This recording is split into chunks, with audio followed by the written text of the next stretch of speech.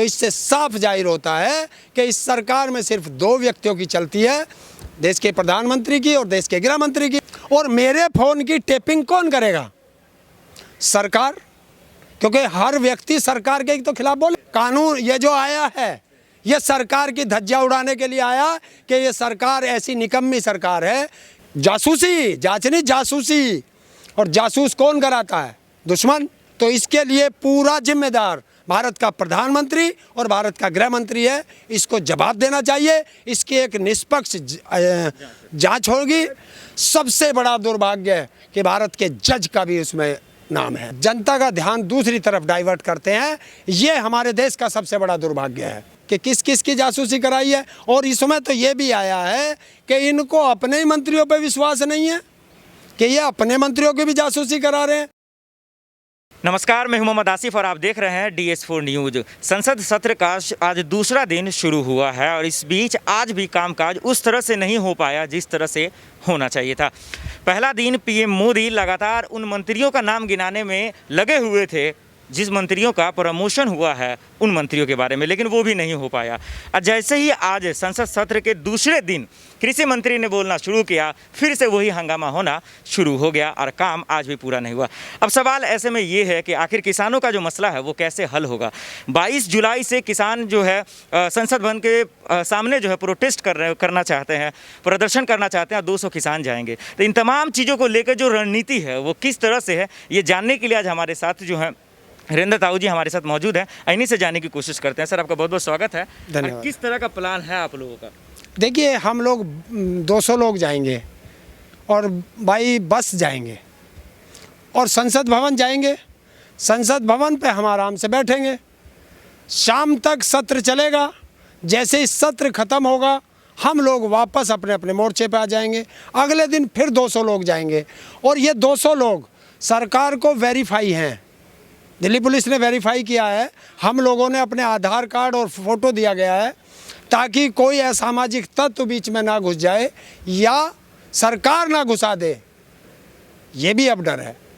तो उससे हमने दिया है, लिस्ट दी है पूरी।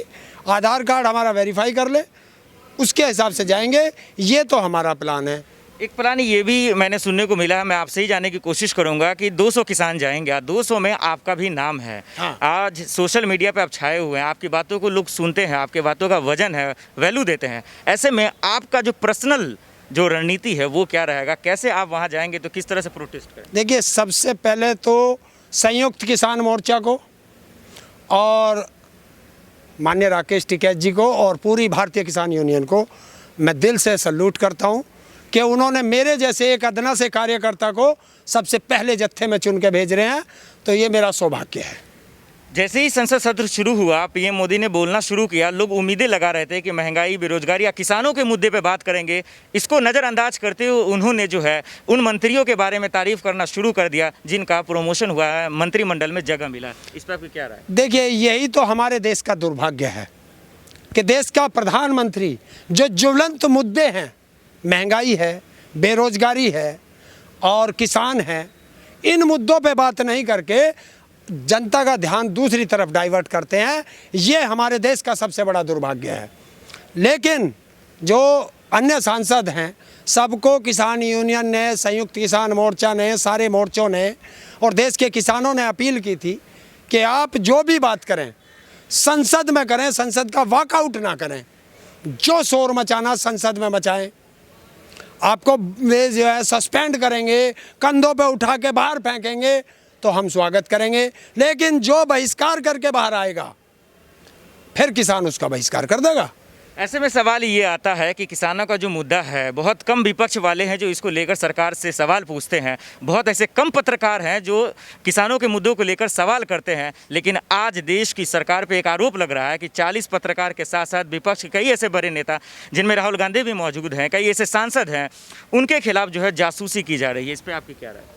देखिए, ये तो एक नेचुरल बात है कि जो देश के सवाल करेगा सरकार से, उस पर या तो मुकदमे लगेंगे या उसकी जासूसी होगी या वो जेल जाएगा।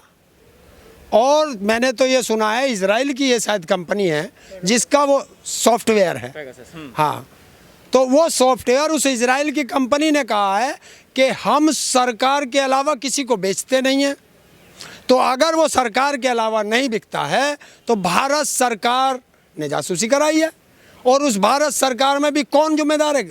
और इसमें तो ये भी आया है कि इनको अपने ही मंत्रियों पर विश्वास नहीं है, कि ये अपने मंत्रियों की भी जासूसी करा रहे हैं।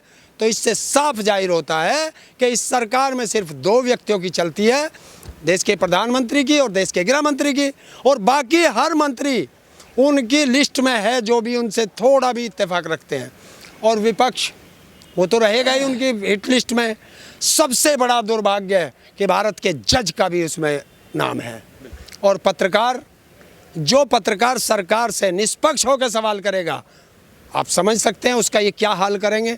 इसके साथ साथ सवाल ये भी है कि जैसे मंत्रिमंडल का जो विस्तार हुआ, न्यू टीम बना जिसको न्यू मोदी टीम कहा गया, उसमें 43 नए मंत्रियों का जो है मौका मिला, तो कहा लोगों ने कि इंजन बदलना चाहिए था लेकिन डिब्बा बदला गया। और जैसे ही ये जासूसी की गई है तो भारतीय जनता पार्टी का नाम भारतीय जासूस पार्टी विपक्ष कह रहा है, और कह रहा है कि अब देश के गृह मंत्री अमित शाह और पीएम मोदी का इस्तीफा मांग रहे हैं। बिल्कुल, देखिए होना चाहिए। मैं हूँ, अपनी निष्पक्ष बात रख रहा हूँ, और मेरे फ़ोन की टेपिंग कौन करेगा? सरकार, क्योंकि हर व्यक्ति सरकार के तो खिलाफ बोलेगा। इस व्यक्ति के खिलाफ मुझे क्या बोलना?